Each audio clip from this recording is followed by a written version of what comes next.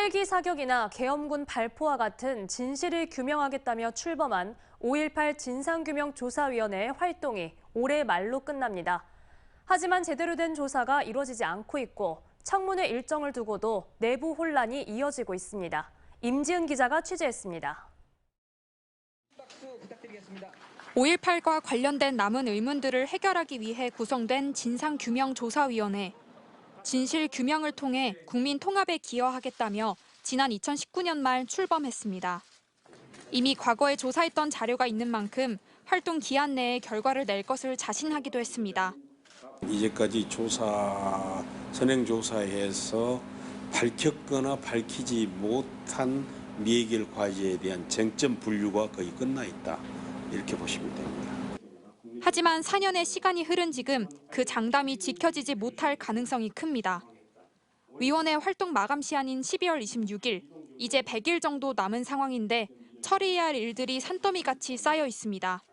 조사위가 맡은 사건 중에는 최초 발포 경위, 헬기 사격 등 국민적 관심사인 직권 사건은 21건이지만 조사위 전원위원회의 진상규명 결정을 통과한 것은 단 한 건도 없는 것으로 알려졌습니다.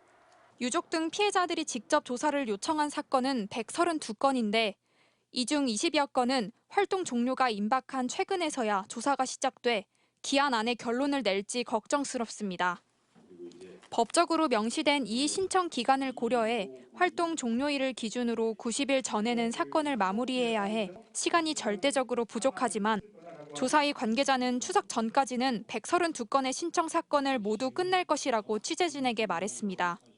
진상조사위원회가 5.18의 책임자들을 불러 청문회를 열겠다는 일정을 두고도 혼란이 계속되고 있습니다. 조사위 관계자가 기자들에게 10월에 청문회를 열겠다고 말을 해서 보도가 돼 논란이 일자 조사위가 사실이 아니라며 별도의 보도자료를 내는 해프닝이 있었습니다. 종료 시간은 다가오는데 혼란이 계속되자 광주시의회 5.18 특위는 진상조사위원회를 만나 이런 우려를 전하기도 했습니다. 한 팀이 돼서 이 조사를 마무리해야 되는 과정인데도 불구하고 전혀 조사가 제대로 이루어지지 않고 있다. 좀 조사가 더디고 미흡하다는 생각을 많이 했습니다. 한편 이처럼 사업이 늦어지고 내부 혼란이 계속되는 것과 관련해 5.18 진상조사위원들은 지난 1일 비상회의를 열고 안종철 부위원장에 대한 사직 권고안을 냈는데 위원 7명 중 4명의 찬성으로 채택됐습니다. 활동 종료를 앞두고 5.18 진상조사위원회의 혼란은 계속될 것으로 보입니다. MBC 뉴스 임지은입니다. 언제 어디서나 내 손 안의 뉴스. 광주 MBC 뉴스 유튜브 구독으로 함께하세요.